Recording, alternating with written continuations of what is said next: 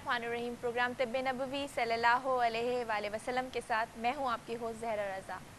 आजकल बहुत सी बीमारियां ऐसी हैं जिनको हम खुद दावत देते हैं, कभी अपने तर्ज़ ज़िंदगी से, कभी ग़िज़ा से, तो कभी उठने जागने और खाने पीने के तरीके से, और इसी वजह से हम मुख्तलिफ़ अमराज़ का भी शिकार हो जाते हैं, जिनमें से एक बीमारी अल्सर है। आज इससे मुतालिक हम बात करेंगे कि अल्सर क्या है, इसकी क्या वजूहात हैं, कितनी अक़साम हैं और तिब्बे नबवी में इसका क्या इलाज है। अगर आप भी इस मर्ज़ में मुब्तला हैं तो आप हमें कॉल कर सकते हैं 3530-5778 पर और 3530-5779 पर। इसके अलावा आप हमें व्हाट्सएप पे भी मैसेज कर सकते हैं, नंबर है 0321-366-5900। और हमारे साथ मौजूद हैं आज माहिर तिब्बे नबवी जनाब सैयद आसिम अली साहब। अस्सलाम वालेकुम सर। वालेकुम सलाम व रहमतुल्लाह। कैसे हैं आप? अल्हम्दुलिल्लाह। सर, इससे पहले कि मैं आपसे सवाल करूं, हमने एक पैकेज तैयार किया है, आइए देखते हैं।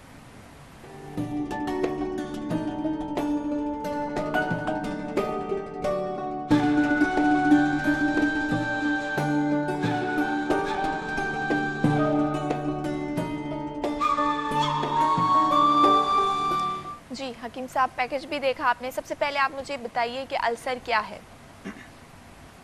अल्सर के हवाले से जब हम बात करते हैं तो अमूमन लोगों के जहन में एक बात ये होती है कि ये कोई मैदे का कोई ख़राबी है, कोई किसी किस्म की। अमूमन लोग इसको सही अंदाज में समझ नहीं पाते। अल्सर दरअसल ज़ख़म होता है मैदे में, मैदे की जो ग़िज़ाई नाली होती है इसमें, आंतों में, आंतों के ज़ायद जो छोटी आंत में या बड़ी आंत में, किसी भी हवाले से आपकी जो ग़िज़ाई ट्रैक होता है इसमें अगर कोई ज़ख़म पाया जाता है तो उसको भी अल्सर कहा जाता है। ठीक है। अब हम बात कर रहे हैं क्योंकि आज का हमारा मौजू है ख़ास तौर पर मैदे के हवाले से। जी। मैदे के अल्सर के मानी यही होते हैं कि मैदे में या तो ज़ख़म हो, जो मैदे की बारीक बारीक लाइनिंग्स होती हैं, इसकी 3 तहें होती हैं मैदे की। जो ऊपरी सतह पर जो लाइनिंग होती है, अगर इसके अंदर कोई बारीक सा कोई सुराख हो जाए या बारीक सा कोई लाइनिंग में कोई ज़ख़म हो जाए, उसको अल्सर कहा जाता है। बाद वक़्त ऐसा होता है कि आपके जो ग़िज़ाई नाली होती है, एसोफेगस होता है, इसमें ये ज़ख़म होता है तो इसको एसोफेगल अल्सर कहा जाता है। अगर यही अल्सर मैदे में हो तो इसको गैस्ट्राइटिस कहा जाता है। मुख्तलिफ इक़साम है कि जहाँ ये होगा उसके हिसाब से इक़साम है और मुख्तलिफ किस्म की स्टेजेस हैं। जी ठीक है सर। उसके बाद ये पूछना चाहूँगी कि इसकी क्या वजूहात हैं? इसकी वजूहात जैसे आपने शुरू में इब्तदाई बयान किया, सबसे पहली और बुनियादी वजह इसकी ये होती है कि हमारा रोज़मर्रा का मामूल क्या है, हमारा लाइफ स्टाइल क्या है। अच्छा, जब हम बात करते हैं लाइफ स्टाइल की तो ये एक बहुत वसी टर्म है, बहुत बड़ी वसी टर्म है। इसके अंदर मुख्तलिफ चीज़ें आ जाती हैं, हमारा सोना, जागना, उठना, बैठना, हमारा सोचने का तरीका, तर्ज ज़िंदगी, हमारे जज्बात, लोगों के लिए हम क्या सोचते हैं, मनफी सोच रखते हैं, मुस्बत सोच रखते हैं, ग़ीबत, चुगलियाँ, इस किस्म के हसद, इस किस्म की चीज़ें, ये सारी चीज़ें हमारी इस लाइफ स्टाइल में आ जाती हैं। जी बिल्कुल। और उलमाए कराम भी इसमें बयान करते हैं और अतिबा कराम भी इसमें बयान करते हैं कि ये सारी चीज़ें इसमें असरअंदाज होती हैं। ठीक है, तो वो कौन से अफराद हैं जो सबसे ज़्यादा इस मर्ज़ का शिकार होते हैं? कोई डिप्रेशन के मरीज़ या फिर खाने पीने के जो बदएहतियाती करते हैं, या कोई भी इंसान इस बीमारी में मुब्तला हो सकता है? वैसे तो हम देखते हैं कि बहुत से लोग इसमें मुब्तला होते हैं, लेकिन ज़्यादातर ऐसे लोग जो कि खाने पीने में एहतियात नहीं करते, यानी कि बहुत ज़्यादा खाते हैं, ओवर ईटिंग करते हैं, अपनी मिकदार ख़ुराक से ज़्यादा खाते हैं। जो ग़िज़ा उनको जितनी मिकदार में खानी चाहिए इस चीज़ का ख्याल नहीं रखते। ग़िज़ा का इल्म बुनियादी तौर पर एक बड़े उलूम में शामिल होता है। अगर हम इस इल्म को हासिल नहीं करते तो लाजमी है कि हमारे लिए ज़िंदगी गुजारने में मुख्तलिफ़ किस्म की मुश्किलात पेश आएंगी। और इस तरीके से जैसे आपने मालूम किया कि कौन से ऐसे अफराद होते हैं जो ज़्यादातर इसमें इन्वॉल्व होते हैं, तो जैसे मैंने बयान किया हमारी तर्ज़ ज़िंदगी के हवाले से, ऐसे लोग जो बहुत ज़्यादा नेगेटिव थिंकिंग करते हैं, जो बहुत ज़्यादा मनफी सोच रखते हैं, जो बहुत ज़्यादा जहनी टेंशन, डिप्रेशन का शिकार होते हैं। चाहे आप देखते हैं कि जो स्टैटिक्स का काम ज़्यादा करते हैं, जो फाइनेंस का काम ज़्यादा करते हैं, जो लोग ज़्यादातर हम देखते हैं कि अकाउंट्स का काम करते हैं, जो ज़्यादातर कंप्यूटर का काम कर रहे होते हैं, ऐसे लोगों में मुस्तकिल बैठे हैं, एक जगह बैठे हैं और मुस्तकिल ज़हनी तौर पर किसी न किसी काम में इन्वॉल्व हैं और उनका काम कई जहतों में मतलब उनका काम होता है। तो ऐसे लोगों में ज़्यादा ये मसाइल दिमाग से कनेक्ट होता है आपका स्टमक। बिल्कुल, इसको हम इस तरह से देखते हैं कि आपका जो दिमाग होता है वो ज़ाहिर है आपके पूरे निज़ाम को कंट्रोल करता है। आपने ये बात देखी होगी, कभी नोट की होगी कि जब हम खाना खाते हैं तो खाना खाने के बाद एक गुनूदगी सी तारी होती है, बिल्कुल, और साथ ही थोड़ा सा ब्लड प्रेशर भी लो होता है। इसकी वजह क्या होती है? इसकी वजह ये होती है कि हमारा दिमाग जो है वो ये इंडिकेशन जारी करता है, ये इंस्ट्रक्शन जारी करता है कि अब आपने, क्योंकि मैदे को ग़िज़ा जो है वो हज़म करनी है, तो इसकी तरफ खून की जो दौरान है वो ज़्यादा फराहम करना है। इसी तरीके से मुख्तलिफ़ किस्म के सिक्रेशंस जो हैं वो इसको ज़्यादा फराहम करनी है। तो इसमें एक तो सिक्रेशंस बढ़ जाती हैं, और फिर दूसरी बात ये कि ब्लड प्रेशर जो है वो, ब्लड की रवानी जो है वो इसकी तरफ ज़्यादा हो जाती है। तो आपने जब ये बात नोट की तो हमारा जो ब्लड प्रेशर लो होता है या हमें जो नींद आती है वो भी इसी वजह से होती है। अच्छा, इसमें एक बात और ये भी है कि दोपहर के वक्त में कैलूला करना नबी करीम सल्लल्लाहु अलैहि वसल्लम की सुन्नत से साबित है। बिल्कुल, तो इस सुन्नत का फ़ायदा भी यही है कि अगर आप थोड़ी देर के लिए आराम कर लें, 10, 15, 20 मिनट के लिए, तो आप एक तो ये कि रिवाइटलाइज हो जाते हैं, आपकी पूरी बॉडी एक तरीके से रिवाइटलाइज होती है। अच्छा, ये 10 मिनट का जो है ये आप फौरन खाने के बाद सो सकते हैं इसमें? जी बिल्कुल, दोपहर के खाने के बाद अतिबा कराम इसका असूल भी ये बयान करते हैं कि दोपहर के खाने के बाद फौरी तौर पे आप सो जाएं, भले 2 मिनट, 5 मिनट, 10 मिनट के बाद आप आराम करने के लिए लेट जाएं, और 10 से 15 मिनट, 20 मिनट का आप वफ़ा ले सकते हैं आराम का। ठीक और है। रात के खाने के लिए लेकिन ममनू है। रात के खाने के लिए बयान क्या किया जाता है कि इब्न सीना इस हवाले से बयान करते हैं कि अगर आपने रात का खाना खाया तो रात के खाने के बाद कम से कम 40 कदम ज़रूर चलिए, कि इससे, और इसकी ताकीद करते हुए क्या फरमाते हैं, ताकीद करते हुए ये फरमाते हैं कि 40 कदम कम से कम लाजमी चलो, चाहे इसके लिए तुम्हें कांटों पर ही या अंगारों पर ही चलना पड़ेगा। इतनी सख्ती से ताकीद करते हैं। हाँ, बिल्कुल। तो अगर जिन अफराद को अल्सर हो चुका है वो क्या एहतियात करें, जो दवाओं के अलावा, वो तो नुस्खा आप बताएंगे, लेकिन क्या ऐसी एहतियात करें खाने पीने में जो इनका अल्सर बेहतर हो सके? सबसे पहले बात करेंगे कुछ वजूहात की, और वजूहात के हवाले से फिर हम इंशाल्लाह एहतियातें बयान करेंगे जी। क्योंकि जैसी वजह होगी उस वजह को कंट्रोल करना होगा, और उसके हिसाब से फिर उसको कुछ चीज़ों में एहतियात करनी होगी। इंशाल्लाह इस पर बात करेंगे। जी, हम मज़ीद इस पर बात करेंगे। यहाँ वक्त हुआ एक ब्रेक का, हमारे साथ रहिएगा।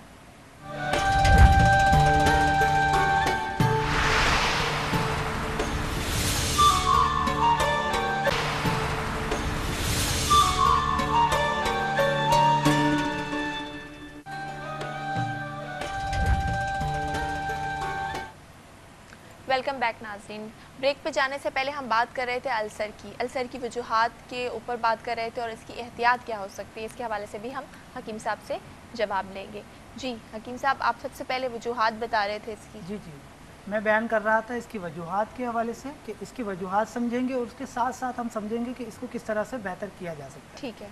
सबसे पहली वजह, बुनियादी वजह जो मैंने बयान की, स्ट्रेस, जहनी टेंशन, दबाव, जहनी दबाव लेना। ऐसे लोग जिनको बहुत ज़्यादा स्ट्रेस होता है, जो बहुत ज़्यादा टेंशन, डिप्रेशन का शिकार होते हैं, या बहुत ज़्यादा उनका काम, जॉब डिस्क्रिप्शन कुछ इस किस्म की होती है, तो उन लोगों को अपनी ग़िज़ा में कुछ ऐसी चीज़ें शामिल करनी चाहिए जो कि स्ट्रेस लेवल को कम करती हैं। जैसे तलबीना का इस्तेमाल करना। नबी करीम सल्लल्लाहु अलैहि वसल्लम ने तलबीना के हवाले से बयान किया कि तलबीना यानी जौ का दलिया इस्तेमाल करें, कि अगर जौ का दलिया इस्तेमाल किया जाए तो ये दिल से गम को उतार देता है। हदीस का मफ़हूम ये है कि ये दिल से गम को उतार देता है, और इसको इस्तेमाल करने से टेंशन, डिप्रेशन और स्ट्रेस जो है वो लेवल कम हो जाता है। इसके अलावा स्ट्रेस लेवल कम करने का एक बेहतरीन और मुजर्रब नुस्खा क्या है? चहलकदमी करना। कम से कम 1 घंटे वॉक किए जाए, इससे चहलकदमी करने से आपका स्ट्रेस लेवल कम होता है, आपकी एंजाइटी बेहतर होती है, डिप्रेशन कंट्रोल होता है, और इसके साथ साथ काफ़ी चीज़ों में आपको बेहतरीन महसूस होना शुरू हो जाती है। जी।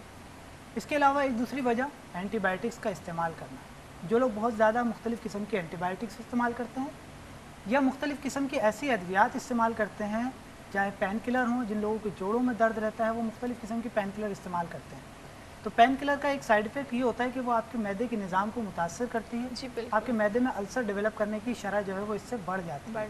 और ख़ास तौर पर ऐसे लोग जो कि सेल्फ मेडिकेशन करते हैं। अब जैसे मुझे पता है कि कोई भी मेडिसिन को अगर हम इस्तेमाल करेंगे तो उसके साथ कौन सी दवा इस्तेमाल करानी है मरीज़ को, सही। लेकिन जो मरीज़ ख़ुद इस्तेमाल करना शुरू कर देते हैं अद्वियात मुख्तलिफ़ किस्म की, चाहे वह एलोपैथिक की हो चाहे वो यूनानी हो, तो उनके लिए ये बात आती है कि वो इस चीज़ को नहीं समझ पाते कि इसका मुतबादिल क्या होगा, इसका मसला है क्या होगा। मसले का मतलब ये होता है कि किसी दवा को इस्तेमाल किया जाए तो उसको किस तरह से मुतदिल किया जाए।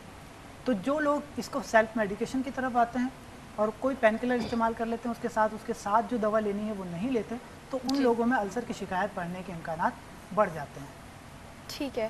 اچھا آپ نے بتایا کہ جو لوگ سیلف میڈیکیشن کرتے ہیں، لیکن وہ لوگ جن کو کچھ ایسی بیماریاں ہوتی ہیں جو لانگ ٹرم، جس کو ہم کہتے ہیں کرونک ڈیزیزز، جیسے آرتھرائٹس ہو گیا یا بلڈ پریشر ہے یا ڈائبٹیز ہے، تو وہ ایسی ڈرگس استعمال کرتے ہیں جو کہ آپ کی اسٹمک میں انفلیمیشن پیدا کرتی ہے، تو وہ لوگ چھوڑ بھی نہیں سکتے وہ دوا. تو اس کے ساتھ وہ ایسا کیا چیز استعمال کریں کہ وہ دوا بھی کھاتے رہیں اور ان کا جو ہے یہ اس سے بھی السر بھی ان کے اسٹمک میں ڈیولپ نہ ہو؟ ہاں، اس چیز میں کچھ احتیاطیں ضروری ہیں. جو ادویات آپ استعمال کر رہے ہیں، چاہے وہ ایلوپیتھک کی ہوں، چاہے وہ ہربل جی ہوں، چاہے وہ کوئی بھی مطلب طریقہ علاج سے تعلق رکھتی ہوں، لیکن کچھ غذاؤں میں ایسی چیزیں رکھ لیں، استعمال کریں جو کہ ایک تو السر کو بننے سے روکتی ہوں، آپ کے معدے کے نظام کو بہتر کرتی ہوں. جی. ان میں جیسے میں نے ابھی بتایا تلبینہ استعمال کیا تلبینہ کا جائے، یہ استعمال، بہترین ہاں دوا ثابت ہوتی ہے. اس کے علاوہ بہی کا استعمال کرنا، صحیح. بہی دانے کا استعمال کرنا، یہ ایک مجرد دوا ہوتی ہے. بہی دانہ جب ہم استعمال کرتے ہیں، میرے بہت سے ایسے پیشنٹ ہیں جن کو ہم اس حوالے سے استعمال کرنے کا مشورہ دیتے ہیں.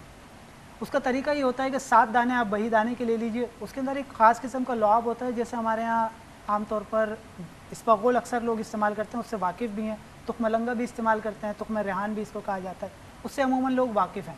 تو اس کے اوپر دیکھا ہوگا کہ جب ہم اس کو بھگو دیتے ہیں تو ایک جیل سا بن جاتا ہے. اسی طریقے کا ایک جیل جو ہے وہ تخم لنگے جیسا جیل جو ہے وہ بہی دانے میں بھی بن جاتا ہے. ابھی اس جیل کے فائدے کیا ہیں؟ اس جیل کے فائدے یہ ہوتے ہیں جب مریض اس کو کھاتا ہے تو ایک یہ لیئر تعمیر کر دیتا ہے آپ کے اسٹمک میں.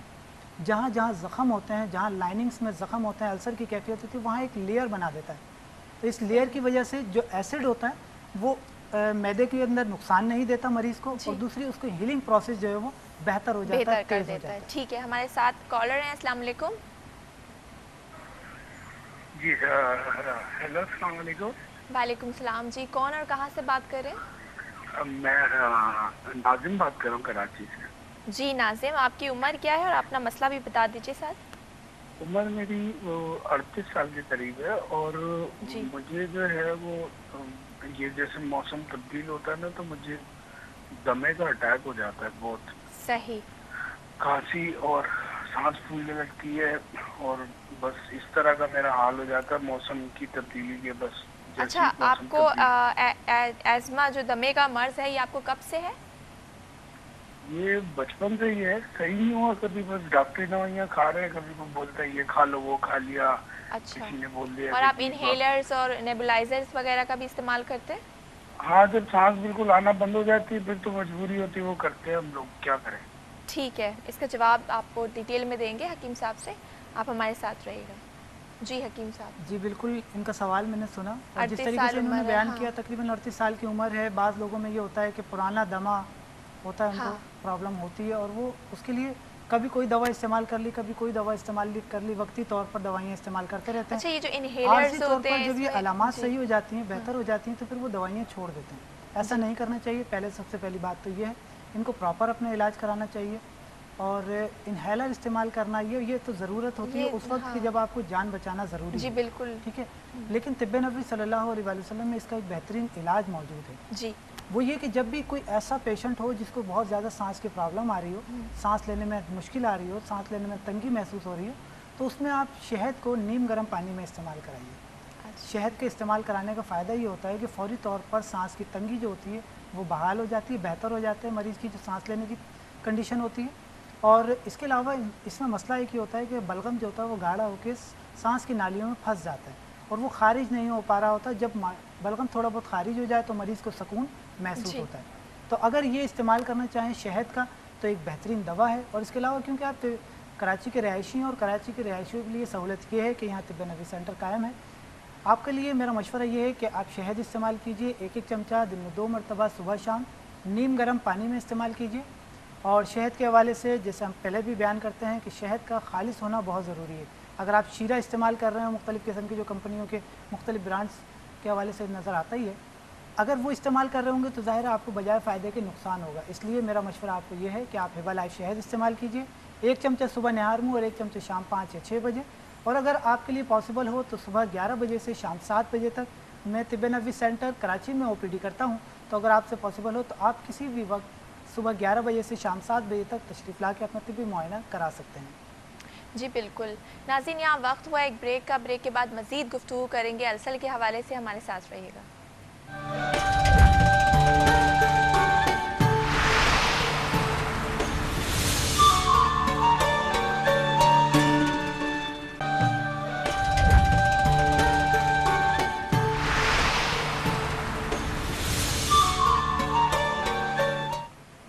वेलकम बैक नाजरीन। बात कर रहे हैं अल्सर की।